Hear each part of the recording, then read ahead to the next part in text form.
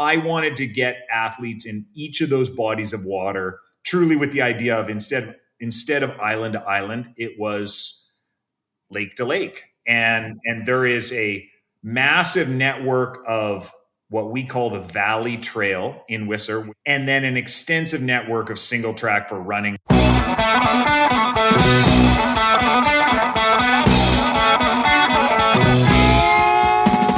Welcome to the Low Tide Boys, a Swimrun podcast. I'm Chip. And I'm Chris. This is episode 220 of the show. We are super stoked to share another course preview this week. Joining us to discuss all things ÖTILLÖ Whistler is Race Director Dale Tiessen. We are very excited for the swimrun in our time zone, and we really can't wait to share all the details on what's sure to be a pretty magical swimrun experience, I think it's safe to say. Yes, and Dale was all sorts of stoked as well. The stoke was mutual throughout, so stoke we can't wait to bring that to you all. Training update from the Low Tide Boys. Training continues here. Chris, he's got another 50K in the mountains, mind you, in 3 weeks. Yeah. Was this Brazen something? Which we did. Yeah, Diablo Trails Challenge. We did that in 2017. That 16? That was a hard one. That was a stout. I think that took us 6.5 something hours. You should probably polish that off in no time. No, I don't know. We'll see.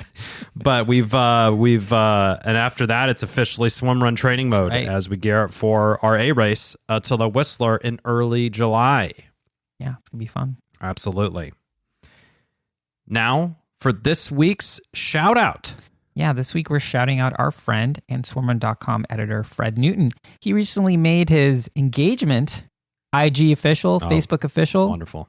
And we wanted to share our congratulations on behalf of our small corner of the internet. Congrats, Fred. I thought you were going to congratulate him on a swimrun webinar he also led and participated in. Well, so bonus. The double excitement for Fred. Congrats, Fred. And don't forget to head on over to swimrun.com for your second favorite swimrun source. It's tied for first. Tied for first. Now for this week's Feats of Endurance. This week's winner is our friend Will Ramsey. Yeah. He ran the Terrapin Mountain 50K over the weekend. I wonder if he stopped at Terrapin Station. And certainly he had more hair than a tortoise of a day. 7,000 feet of climbing over 31 miles is no joke. Major kudos, Will. Yeah, fellow swimrun dad as well, so we know the demands of the dad life on that. Way to go, Will. Also, I'll note Will regularly runs what I believe to be the straightest run. The straightest out and back run. I don't even know. It's like straight. An arrow. Where you were, or am I finding this sort of information from? Well, of course, I subscribe to the Low Tide Boy Strava Club. Some low-level stalking. Just some low-level stalking on the Low Tide Boy Strava Club. Now nearly 620 members strong. So head on over to Strava, search Low Tide Boys, and join in all the fun. We had some new folks. Karen Nate, joining. She's part of Team Twisted Sister. She's going to be the first women's all-Canadian team at ÖTILLÖ, the World Championship at 24, and she's going to participate in Whistler with us. So thanks for checking in, Karen, on our Strava Club. Yeah. Now, for a little bit of show business. Well, we know there's many American teams attending ÖTILLÖ, the Swimrun World Championship, the first Monday in September in Stockholm, Sweden. As you know, or may not know, the Low Tide Boys, we partaked in this sort of adventure 2 years running, and we have amassed many hours of. We did partake for sure. We amassed many hours of content ranging from monthly anxiety expression sessions to fueling to gear to race reports, not just from us, but from teams US based and other teams who have participated in the event. And we've amassed that in one piece of content on our site, the ultimate guide to ÖTILLÖ, the Swimrun World Championship. So head on over to Low Tide Boys. Check it out. Under the resources tab, you'll find everything, all the interviews and everything in there. One-stop shop for all that goodness. Lars, Dale, and the rest of the ÖTILLÖ USA team was cool enough to hook you all up with a discount code for Low Tide Boys listeners. Use the code LOWTIDE15, so LOWTIDE15, to save yourself 15% off race registration for ÖTILLÖ Whistler. hear the course preview today, go register, low tide 15, and we'll see you up there. Yeah. Now, onto our conversation with ÖTILLÖ Whistler race director Dale for a course preview and tourism. Yeah. We mentioned at the beginning the stoke level was very high in this conversation. We just had an awesome chat with Dale and got just a ton of amazing intel about what's going to be the inaugural Whistler event. We chatted about the origin story for the race, the course design. We got an unofficial welcome from the Tourism Bureau, and so much more. Like, we are very excited about this race, and I think his enthusiasm. I mean, I caught it. Hard not to catch it. I think what really comes through is that Whistler is just a really amazing place that Dale's like over the moon to share about with people. It sounds like it's a really awesome place for families, which is great because we're both bringing our families up there. There's a huge mountain bike event the next weekend, so there's so much outdoorsy type things for all you people who like to be outside experiencing nature. Yep. Whistler has it all, so we're really thrilled to be there in early July for that event. But let's not wait any longer. Let's just jump right into it. Our course preview and ÖTILLÖ Whistler preview with race director Dale Tiessen. Okay.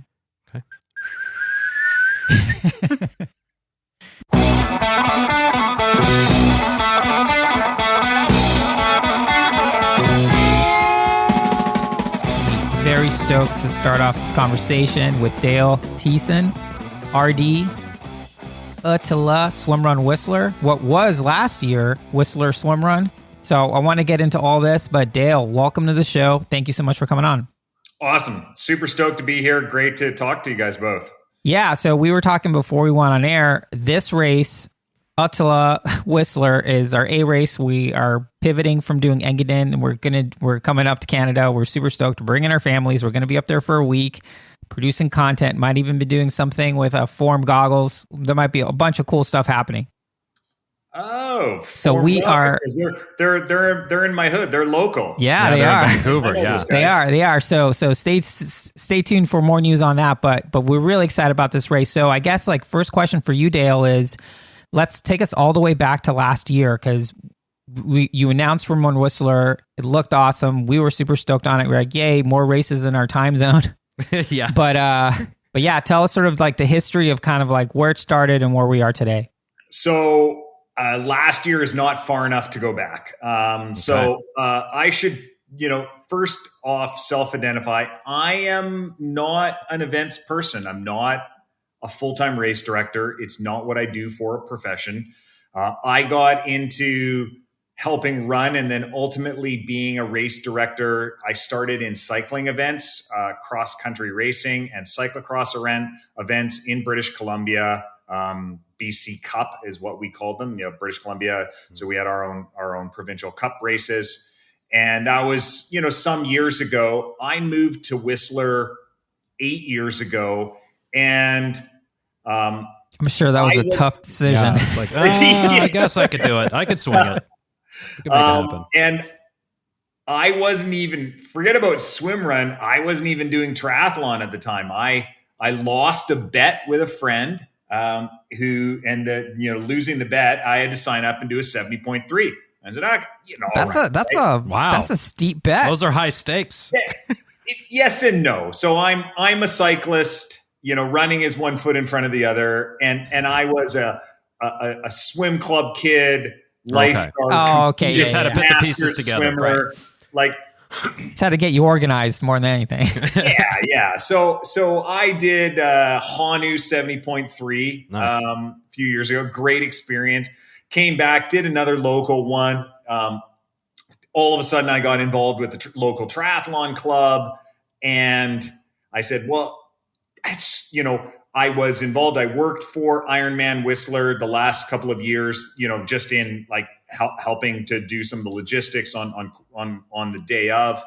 And I said, Whistler needs to go to what its roots are, and we need to have an off-road triathlon. So about 5-6 years ago, I founded Whistler Off-Road Triathlon, which is now the shirt I'm wearing, Xterra Whistler. Yeah. So I started it had a partner who was like, we were side by side really in running the event, but I was the RD. And I essentially, I gave it to him a couple of years ago. I didn't have the energy or the inclination to take it forward. He did. He immediately turned it into an Xterra, and now it is.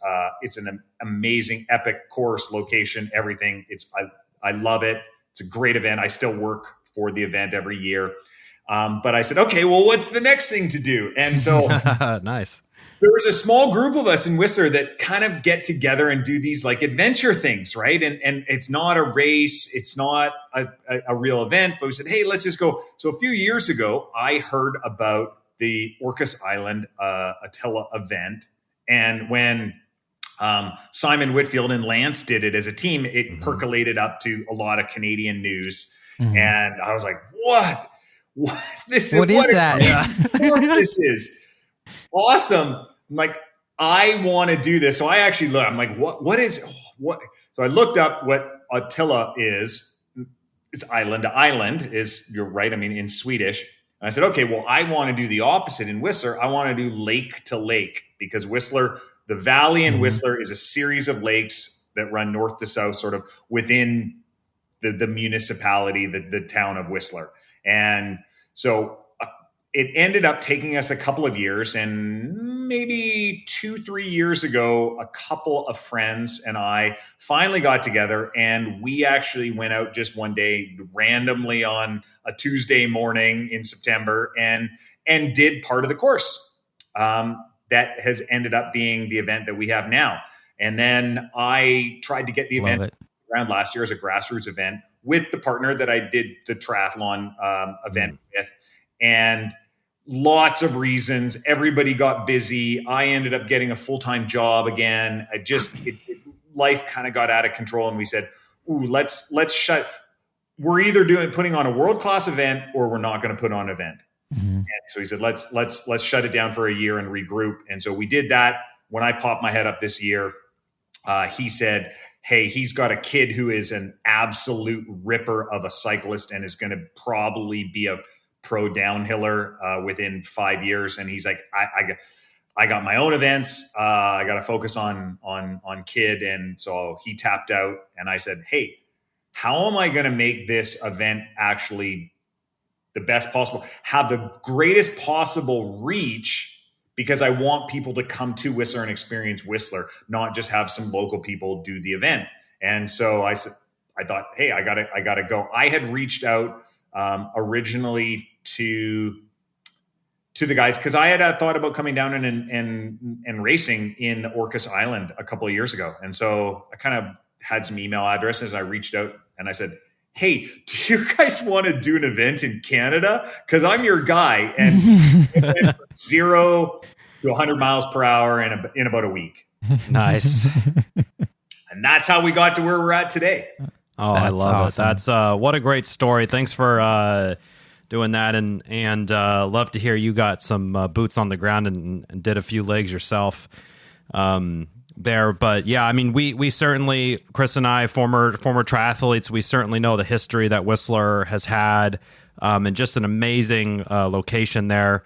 Very Lake Tahoe-esque, I suppose, for us here in California, which is one of our favorite places to head up to. So yeah, we're very thrilled to be headed up and racing that this year with bringing our families up and getting the big Airbnb and all that stuff. But I think there's been a real hunger, not just from Chris and I down here in California, but from other West Coasters who want more West Coast swim runs. And this is a very accessible one, just from San Francisco, 2.5 hour flight. So Oregon, Washington State, even less. So Whistler itself is, so Vancouver, you go back to, we had a world exposition in 1986, I think it was, and that kind of put Vancouver on the map. And now after the 2010, we hosted the Winter Olympics. It really, the accessibility internationally from flights coming from anywhere, so direct flights from, Paris, Frankfurt, Heathrow coming from that side. Certainly any East Coast locations where, if you're a United hub, you're going to bang through, Denver or Chicago or something like that. And yeah, it becomes very accessible, and the infrastructure, Whistler is like other large resort towns. It exists solely for the purpose of tourism. And about 10 years ago, summer tourism actually eclipsed winter tourism for Whistler. So even though Whistler is a ski hill, and I was actually out skiing yesterday, and it was awesome, it actually has more to do now and has more tourism visitors, unique visitors every summer than it does in the winter. So you guys and your families all have an amazing time, right? So the town is just built, all the infrastructure. You don't need a car. It's a walkable village. You can find, bus or other, semi-private transportation. Just get up, stay in your Airbnb, and almost everything is accessible. Love it. Man. I'm excited. So you're working now with ÖTILLÖ, and you've joined forces. You have 3 different race distances, kind of been very much in the ÖTILLÖ style, which is something we've done lots of Odyssey races in the past, and Lars and Aaron, Brent and John put on amazing stuff. But we like the 3 race distances because it does bring kind of that experience piece there on the about the 10K race distance, and then the sprint distance coming in at 22K, and the World Series a pretty stout 40Ks. So really liking that one. I guess when you were originally kind of brainstorming this course there, did you already know areas that you were going to try to connect up, or how did the courses kind of come to circle? I had last year developed a sprint and a longer distance course last year that are largely this intact year over year to what we are putting forward this year. I changed it. So at the World Series level, the feedback I got from Aaron and Lars was, it's not long enough. Make it harder. Yeah. And I thought, wow. Okay. That's our feedback as well, by the way. Longer races. And I thought, you guys are all crazy. This is really hard. And they started looking at Google Maps when we were online together on a call, and they're like, how about this lake up here? And I'm like, that's an alpine lake. What you're actually looking at there is the toe of a glacier. That lake's like 4 degrees in the summer, and it's a 1,500 meter, 15-kilometer run to get to the lake. You know what's funny? You know what's funny? That's very similar to the way the conversation went with Lars and Brent when they were talking about Orcas Island, like the birth of Orcas Island. They were looking at a Google Earth, and they're like, "Yeah, can you do this?" And Brent was like, "No, no." So I had courses in mind. So the basic premise, let's take away the experience, which allows people, as you said, it's about 10 kilometers. It allows people to experience a couple of swims, a couple of runs, and really experience the vibe and the whole mood. And if they decide, that's almost, I don't want to say off the couch, because it's not, absolutely not. But someone who says, I'm a triathlete, I'm just going to test this out. I don't want to buy all the specialized race equipment. I'm just going to wear a shorty. I'm going to do my thing. Awesome, right? You get to participate and see if you like it. And then the other events were really built along the idea of, I wanted to try and get people into every single lake in the valley. And so right in the valley of Whistler, there are, so you have Alpha Lake, Nita Lake, Alta Lake, Lost Lake, and Green Lake. And so each of those is distinct. Some of them are separated only by a few hundred meters. Others are a couple of kilometers apart. But I wanted to get athletes in each of those bodies of water, truly with the idea of instead of island to island, it was lake to lake. And there is a massive network of what we call the Valley Trail in Whistler, which is either paved double track or some of it is unpaved, and then an extensive network of single track for running, mountain biking, hiking, and whatever to all use that's right in the valley area. So it's just a matter of how do you put it all together. We could have run the course 20 different ways and kind of threaded it all together. I love it. I love it. And it looks like some of it goes through close to downtown Whistler, which is also kind of fun. It's kind of also ÖTILLÖ European vibes where you're running through the town and then going off into the woods and stuff. I shouldn't bring up the 4-letter word so that's got that ultra running group has a bit of a vibe going on in Whistler. Love it or hate it. That group, that ultra running group, is coming and putting on an event in Whistler this year with some controversy behind it. I know, again, I know the race director very well. She's an amazing person and a great race director. But yeah, going through the village. So if you go back, like way back in the 90s, when Whistler was not at all a summer location, not at all, Whistler put on an event. So Specialized came up. And if you were a mountain biker back in the day, you remember Specialized had Specialized Cactus Cup events. And so it was a multi-day event where they had a series of different events. And they ran one in Whistler. We don't have any cactuses in Whistler, by the way, but we had a Cactus Cup. And they were trying to get tourists and trying to make it interesting. They actually ran the course right through the middle of one of the bars in downtown Whistler. So like opened up the saloon doors and put plywood down and ran the course right through.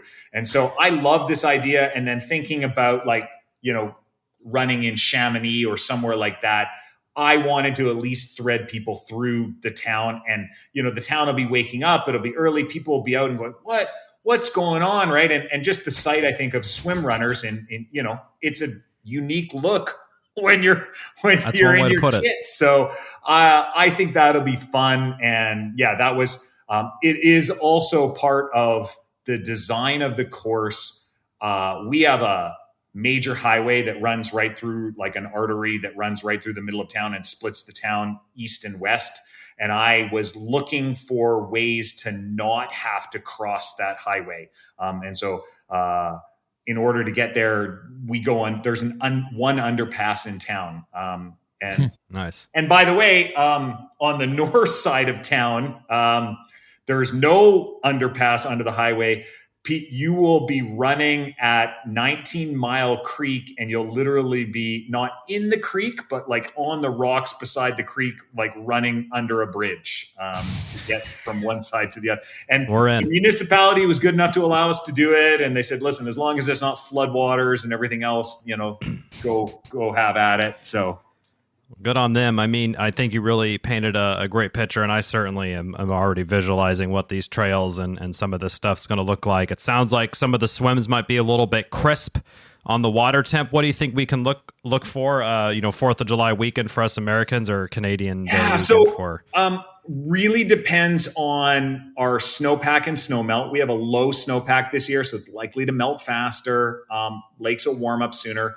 We're usually swimming. So the second largest lake and the one that is swam in the most is Alta Lake. And in the long, like the World Series course, you swim in that lake 3 times. It'll be by July. Yeah. I mean, we're in there 6 a.m. in the mornings, in a 3-2 regular triathlon wetsuit, swimming 3-4K, and it's totally fine. So it'll be, I suspect, in Alta Lake, probably 18 degrees Celsius, like pretty nice. Doable. Oh yeah. No issues at all. All of the lakes should be around that temperature. It may be crisp in the morning. If the weather is good, because you are locked into the valley of a mountain, it could be 5 or 6 degrees Celsius in the morning when we start. So it could be cold, but it'll warm up as soon as the sun comes over the mountain. It'll be 15 or 20 degrees Celsius. And sorry for your American listeners and me and my Celsius is it's cool. Like cool. mid to upper 60s, maybe low 70s. 18 Celsius is 64.4 Fahrenheit. Yeah. The 1.5 is 41 Fahrenheit at the start. So not too bad. And honestly, you're in if anyone hears this and it's like, oh no, I can't handle that. Hey, if you just keep your wetsuit on, you'll be fine. So keep zipped up. The one lake that is colder than the rest and is probably going to be, I bet it'll be 12 degrees, 13, maybe 14 degrees Celsius, is Green Lake. So Green Lake, all the lakes are actually glacier-fed lakes, but Green Lake has lots of flow into it. It's a big glacier-fed lake. It is stunning. It is the lake. If you look on Google Maps, it's this beautiful turquoise colored lake, right? The sediment that's coming down into the lake, giving it that color.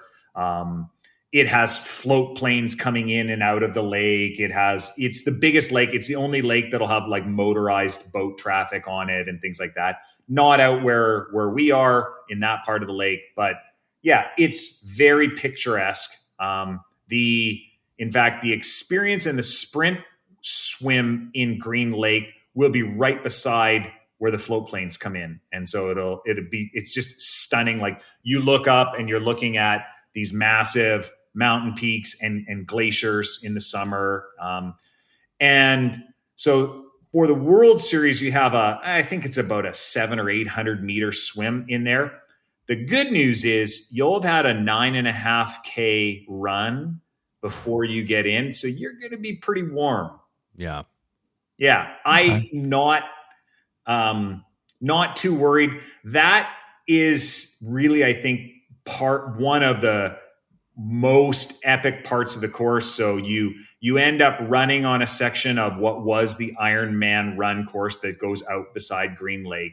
You swim across the lake and into a lesser known area. And there's actually a park over there called Parkhurst. It's a ghost town. It was an old logging town 80 years ago, and it has been abandoned. It was in the 60s and 70s, hippies lived there. And so there's old buildings there and cars and everything else. And it's now a park area and trails. And you'll basically swim right across the lake and into this ghost town and then up into a trail network and back to Whistler. Dale, I have to ask you a question. Has the city of Whistler given you the key to the city yet? Because if they haven't, I'm going to submit this interview as your nomination. Exhibit A. Because it sounds awesome. Yeah. I mean, Whistler is really built on doing events. As I mentioned before we began this, if you stick around, I think the Friday or the Thursday after the race, Crankworx begins. And Crankworx Whistler is the largest mountain biking festival in the world. It goes on for 10 days.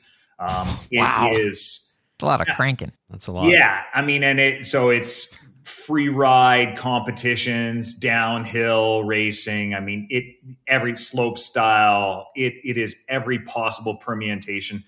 But that's what the town is built on. And so, they're accommodating of massive events like that, but they've also been really good, over the years about doing smaller, I would call this a grassroots events. They do, right? They're like, how many people are you going to bring? I'm like, I don't know, a couple hundred, maybe in a year or two, maybe if we get 500, that would be amazing. And they're like, oh yeah. So like grassroots, right? Right. Yeah. They're calibrated for these 10-day events and stuff like that, which is interesting because given the location, and we thought this of, there were some races that were possibly going to happen in Bend, something about the community being a place where you could have a hub for swim running. North Carolina kind of has that. There's a ton of swim runners there. There's great places for people to swim run. So it's nice to have like a hub where it's like, hey, why can't this be sort of a swim run mecca given all the ways you can experience the sport there? Yeah, 100%. Interestingly, not that I want to spend all sorts of time pumping up, they're not competitors really, but there is another group that has put on some very, very grassroots, like super low number swim runs in the Vancouver area. And there is another event that they do called Fresh and Salty. And so it's kind of like Orcas Island, I think. So it's got salt water and 2 lakes, and then I think 2 ocean swims, and basically just across a little piece of land from each other.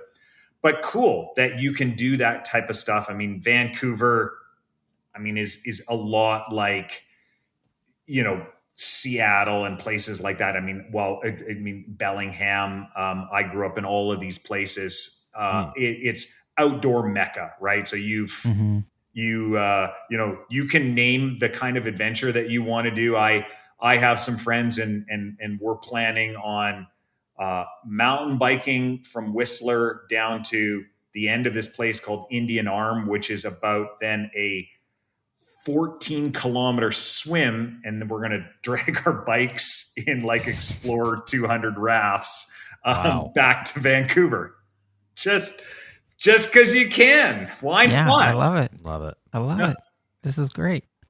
This is amazing. Cool. So we've chatted about parts of the course, and I guess, but would you be willing to at least kind of talk us through some of the major features of the course here? It looks like we're starting at some baseball parks. Yeah. So Spruce Grove Parks is just, it's 10-minute walk, kind of maybe 15-minute walk out of the village. It's really close for me. It's about 100 meters from my house, but it's a great event location. Way to optimize. Can we use your restroom in the morning? That's right. It's set up. There's parking there. It's on a bus route. It's right on the Valley Trail. It just is. It's easy, and then it's also out of the way if we want to run an event and we want to have some social and food and stuff after. You're not crowding out an otherwise busy tourist area on a long weekend, and the city really likes that. So we start there, and we immediately run up to Lost Lake. Lost Lake is not lost at all anymore, but back in the day, it was a long ways away, and there wasn't trail networks and stuff, and people used to get lost going out to Lost Lake 50 years ago. So that's why it's called Lost Lake. It's a small lake. We'll do about a kilometer loop in the lake. That's kind of our warm up swim. And you can have buoys out like the potato chips triathlon style, or what do you think? In Lost Lake, it'll be easy because we're swimming dock to dock to dock. So there's like 4 docks out in the water. We'll just swim a clockwise lap around it, get in one place, get out. If you really want to partake in Lost Lake, I think the exit of Lost Lake actually gets out at the nudie dock. So famous, obviously, because that's where everybody suntans nude in the summer. Maybe not at 8 a.m. We'll save that for the after on Monday. Yeah. Then you get into the run, and you run out of the woods there. You run through the village, and then you run over and do your first of 3 swims in Alta Lake.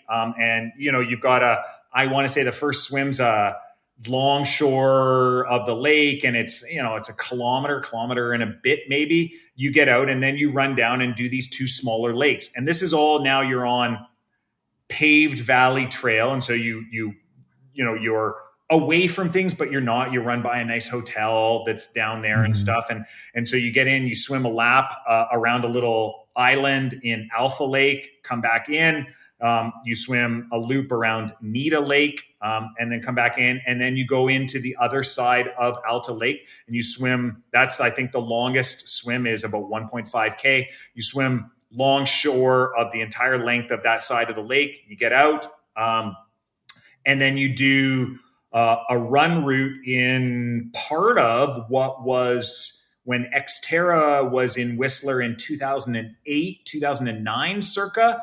That was part of the run route, I think, as well. And so you run out, a trail called River runs through it, and then you're going to run up to Bridal Falls. If you want to stop and catch a look at the falls, you kind of can. There's some couple of viewpoints just off the trail side there. Bring your GoPros, people. And then, so that's a big single track loop out and about. And then you come back into where you came out of the water.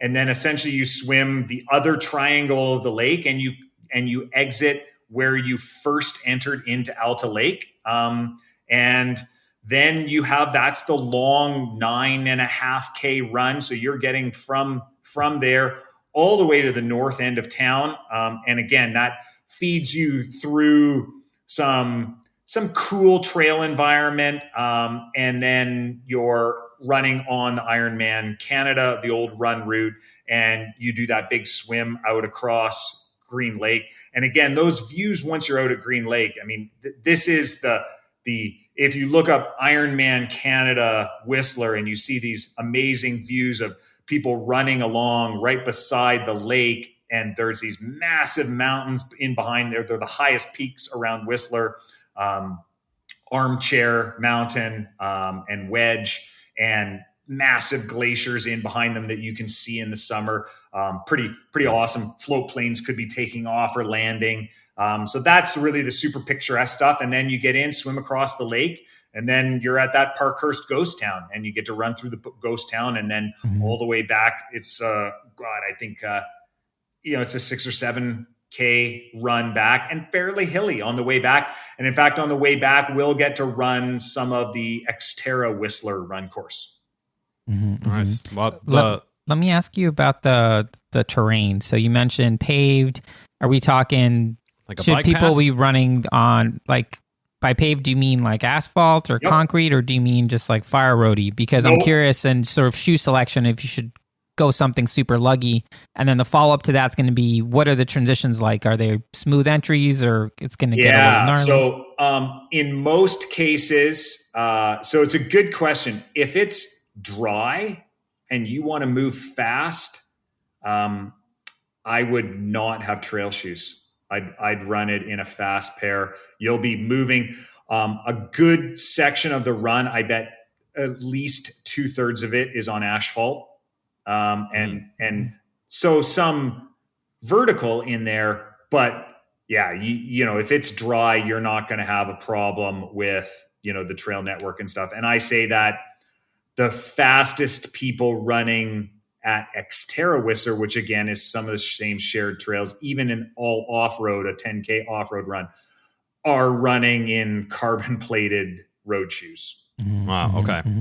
Okay. And so the muni is a municipality. Whistler is a little bit sensitive about how you get in and out of water. So they don't really like us stomping around on, sensitive, grassy, areas and stuff like that. So almost all of the water entrances will either be beach or dock entrances and exits. So exits will be like ladder up onto a dock. Okay. Yeah. And then just jump in off the dock. You got it. Nice. Yep. Jump right in off the dock, like out the dock. And the docks are, some of them are bigger than others. But yeah, there'll be a couple of areas that'll be beach entrances and exits, but yeah, primarily dock or a couple of nice sandy beaches. It's pretty good intel right there, I think. Well, that's why we're brought Dale on. Educate everybody. I like all the backloaded, all the running in the back half. We almost have a half Mary there at the end, the last 3 runs. This was the point when I got asked to make it longer, and I was like, okay, how do I make it longer? And yet, like, okay, how do I get that swim in there? What do I do here? And so I'm giving you all the course details right now. I am waiting for one final approval. So there is, aside from a major highway, there is a major train track that runs through town. Not very many trains go through it, but it is a highly regulated thing. You are not allowed to cross train tracks unless you have all the right permissions. So I am still getting my last permission on my last train track crossing. But should that all come together, and those runs, that last run home is actually a bit of a doozy. It undulates quite a bit, and there's a good amount of elevation gain, especially coming up from Parkhurst. That'll be a tough push to get back to Spruce Grove Park for the finish. I like it. Yeah. Just like burn whatever matches you have left. Yeah. I like it. Home. I like it a lot. It's a good way to finish. I mean, this course is looking to be just super, super fun. And then on the sprint and experience distances, those are touching a lot of the same water features as well. They're just not making it down to kind of some of the smaller lakes on the south side. Yep. So for the sprint, I've tried to keep as much of the course the same as absolutely possible. So you can see that I cut out the bottom 2 small lakes in order so they sort of round the bend. There's 2 swims in between for the World Series course. On the sprint course, they just basically turn and after a shorter run and get back in and do another long swim. And then the last swim for each of the experience and sprint, which is just a shorter swim in Green Lake, is shared between the two as well. So and then the last run in from that swim into. So as much as possible, I'm trying to do overlapping sections so that I don't have, so many markers and arrows and flags everywhere around Whistler. And then people get to, they get to experience the same thing as well. Yeah, Nice. yeah, for sure. Let me ask you a question about sort of course design. I mean, this is, I guess we can call this the, Lars Brent et al. Like appreciation segment. Like, how cool has it been to work with them? Because obviously they're super experienced swim runners themselves. They've been the ones putting on the best events in the US, obviously. What was it like I'm assuming it's been awesome, but just to hear it from you, what's it been like to get to work closely with Lars, Brent, Aaron, it's and the been rest? really good. So I have not been working with Brent yet, but I've been working with Aaron and Lars. And it's funny, you never know people as they, you get to meet people. And so here's some Yahoo from Whistler who says, hey, I want to be your guy, right? And no, the first thing was, who the heck are you? So we had some conversations and, got a bit of a feel. And I said, hey, this is not my first rodeo. I've done events before and whatever. And then then there was the brass tacks of the business relationship. And I was like, hey, I want to do this because I love doing events. I'm not looking at doing it because I want to create some major juggernaut world corporation or anything else. That's not my motive and intent. And they said, great. So they very much have taken the business aspect of what's going on with the race and left me to have my local knowledge of how to get permits, how to do all the things that we need to do, the course design, everything else. And it's been great though, to learn from them. And then, after we got a little bit, more comfortable, they were just like, we moved through, we had these milestones about what I needed to do. And I think, there was a little bit, they were just sniffing me out a bit to see like, how serious is this guy? And I just, I banged through stuff because I've done it for other events. So I know the process, I know the applications, I know what needs to be done. And they were just like, wow, you're really good at this. And I was like, well, again, I've done it lots of times. And so I think in both respects, right? So they're super stoked to be able to bring everything that they can from an event perspective and bring the depth of ÖTILLÖ to the event. And at the same time, they just, I think, have developed a level of comfort with me that, in terms of local boots on the ground to get the event organized and up and running, they feel really confident about that. I have really good connections in terms of, land and aquatic safety teams and things like that. And so, that's sanctioning and insurance and things like that for events. And so it's knock on wood. It's all been smooth so far. I told you, I'm apparently I need to go out and get on one of those trucks with the train track things on the truck and drive out the spot. And they're going to have a good hard stare at it because you can't get out there right now because it's under 3 feet of snow. But we're going to have a good hard stare at it, and they're going to decide how they're going to let us cross the train tracks.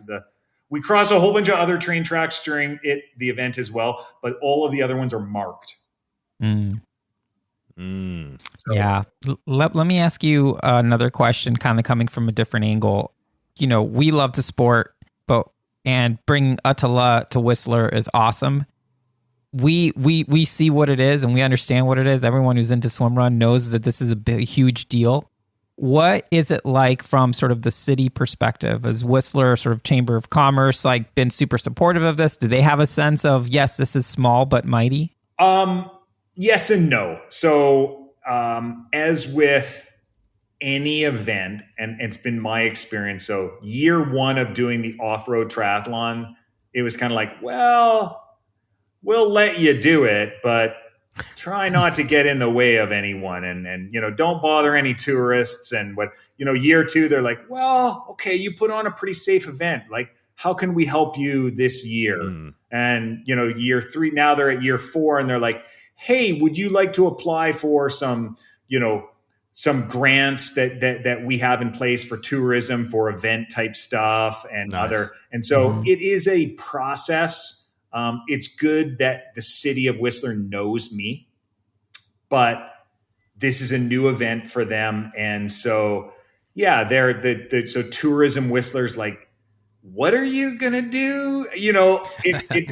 It kind of, they're like, this isn't Iron Man, right? And I'm like, no, it's not Iron Man. We're not shutting down any roads. These are the things that No bikes. They're like sold.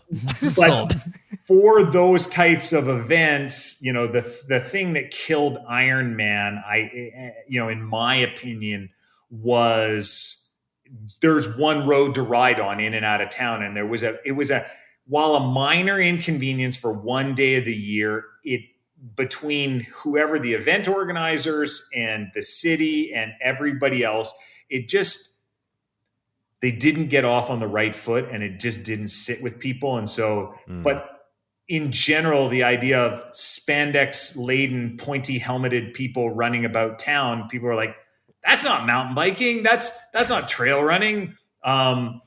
So Swimrun will be interesting to see what the reaction from the locals are when they see swim runners ripping around town, because they're going to be everywhere all day and all spread out all over the Valley Trail. And so there'll be all sorts of local social media comments that are like, what the heck are these people doing in our town? Yeah, we'll be right there. The Low Tide Boys will be right on there to what's with fill this them in. Flag? Yeah. Who's graffitiing all these stickers everywhere? Yeah, just kidding. We're not going to do that, Whistler. Yeah, but I think as we go on in years, I expect it to be the same. That the town warms up to it. People want to know that tourists can still, so they don't like events that shut down areas for tourists. They don't. So we're sort of starting and then moving. By the time we're moving through the day, we're going to be in areas that are heavily populated with tourists, big beach areas like Rainbow Park and other areas. But I just can't see that, there are thousands of people per day going through those areas. We're not going to make an impact, swimming to, a beach area, getting out and running onto a trail network. Yeah, we're just running away anyway, right? It'll be something for them to talk about. I'm hoping that the local social media chatter will be like, those people all seem crazy, but they didn't get in my way, so whatever. And they're staying at hotels and going to restaurants, and families are partaking in all the other amazing stuff Whistler has to offer. So it's great that they're here. Yeah, and swim runners are the friendliest people. Yeah. So, it's a true thing. We did a study ourselves, and we found that to be the results. The two of you are the friendliest people. That's in the N of 2 study. We surveyed definitely more people than us. So I mean, this sounds awesome. This race sounds awesome. Now talking about, I'm curious in your opinion, like what does success look like for this year one race? Like what like for you to feel, the race is over, had a couple beers, everyone crossed the finish line. What would be, I think that Aaron and Lars have, probably have some appreciation of the business side of things, the dollar and cents part of like, let's not lose our shirts on the event. But I think otherwise, I think there is let's run the event for the year and see how it goes, and learn from it. And, again, probably the most important thing, because it's a new event on the calendar, and because it's Canada and maybe it's a bit farther away or something like that, is it'll be the reviews of the event. It'll be the people who participate who say, oh, it's in the calendar every year from now on. Like, this is it. I'm coming here. This place is epic. I can't believe I didn't bring my family this year. I'm definitely bringing my family. I'm staying for 2 weeks. And I say that because you guys have both said, you're bringing your families. There is so much to do in town for families, from like zip trekking to ATV tours to, gondola rides up the longest unspanned gondola between the two mountains in the world, whitewater rafting, obviously bike rentals, all that. You can, between two of the lakes, Alta Lake and Green Lake, you can do kayak and canoe tours. There's a river called River of Golden Dreams that runs between the two lakes.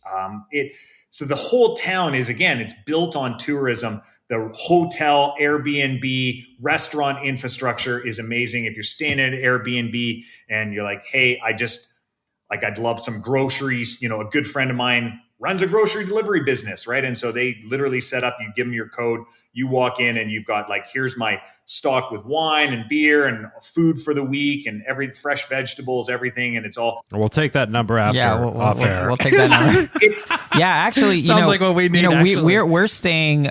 Chipper, what lake are we staying on? Yes, Chris, I'm so glad you asked. We're staying by Alta Lake, pretty much right there at some Airbnb situation. So if you're during the race, you'll see a flag flying. That's going to be our flag, and our kids and our wives out there. Yeah, and it'll be fun. I know. So have I got this right? I think Aaron is a bit of a runner, right?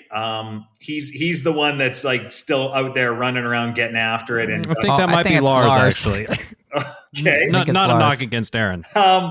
So both of them have been talking because we were doing this Google Maps stuff, and they're like, well, what about this? So they picked out, and I mean, by the way, so there's a lake called Iceberg Lake. Well, weirdly enough, because the toe of a glacier halves off every year, and there's small little, icebergs floating around in this tiny little alpine lake.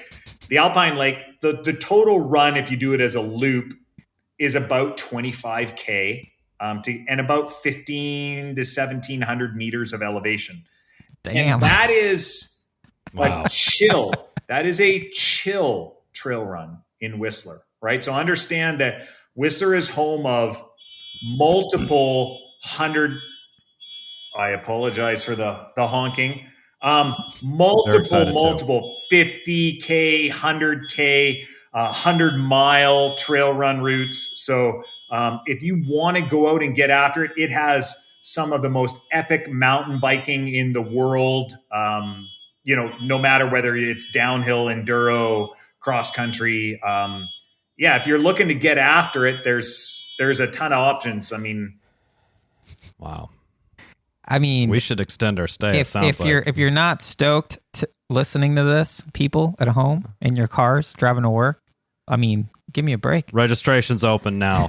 Registration is open now. That is right. And I love sharing Whistler with the world because I live there, but it really is a magical place, right? It's absolutely gorgeous. You're in a temperate rainforest, so it's not, a July long weekend. It could be 25 to 28 degrees Celsius, but it'll probably be 22, 24. The days are long because you're a little low bit 70s more north. people. So, after the race, going down to, the local beach with the family and having a swim, and, it's pretty chill if you want to partake. That kind of stuff is legal in Canada too. It's awesome. And it's a great place. I know, when Ironman leveled up and looked, and Tourism Whistler looked at the stats. And so that very much is people that are committed to doing Ironman typically stay for longer durations. Sometimes they come ahead of time, but they typically travel with their family. Their families go out and do all sorts of stuff. They looked at that type of stuff and said, wow, this is great because people are staying for a whole week. It's not just rip into town, bang off a race and go, right? Because it's a very family friendly destination. And if you haven't been in Vancouver itself is a, large city. It's the Canadian equivalent to Seattle, I guess. It's right there, just right across the border, I suppose. And a lot of people will choose, if you get a uber cheap flight, you can rent a car in Seattle, and in 5 hours you're in Whistler. And the drive up. By the way, the drive from Vancouver to Whistler is the first half of it is a scenic and winding ocean side with massive mountains and everything else in the background. And the second half climbs up from ocean level up into Whistler. And again, even in the summer, just massive ranges of mountains and glaciers that you can see. It's an absolute gorgeous drive. It's better if you're a passenger. And yeah, that's not going to be us. I'll tell you that right now. We're going to be driving there. What's the what elevation are you all at there? Like 1,500 meters or something? So it's 650 meters is where the village is at. So it's there's no elevation issues. There's no you're not in Colorado or anywhere like that. Even if you get after it and get into the peaks of the mountain, the local peak like Whistler and Blackcomb Mountain, which are the two mountains that are skied on in the winter, are only at 2,300 meters. Oh, okay. Yeah. Okay. Yeah, so it's like 2,000-ish meters. So, I mean, 2,000-ish feet up. So yeah, that's pretty good. That's pretty good. Well, Dale, we've kept you for a while. We were already super stoked. Now we've sort of hit the stratosphere on the stokedness. Very excited to come up and do your race. And yeah, if you're at home, ÖTILLÖ swimrunwhistler.com. Yeah. And sign up. Seriously, join us. Yeah, it's just ÖTILLÖWhistler.com. Oh, you're right. Oh, you're yeah. right. It is ÖTILLÖ Whistler. Or just go to the Google won't lead you astray. Yeah. Just go to Google, type in ÖTILLÖ Whistler, you'll get to the right place. Yeah. Exactly. Dale, thank you so much for the time. This was awesome. Yeah. And we'll see you in a few months. July. Looking forward to meeting you both in person in the summer and showcasing Whistler and the event to you guys. I am sure it's going to be awesome. We've done a huge amount of planning for it already. And I think having, Lars and Aaron bring just the might of it brings, I think, a world-class level to an event. So it'll be awesome. It's going to be great. Awesome. Well, thanks again, Dale. See you in July. All right. Thanks a lot.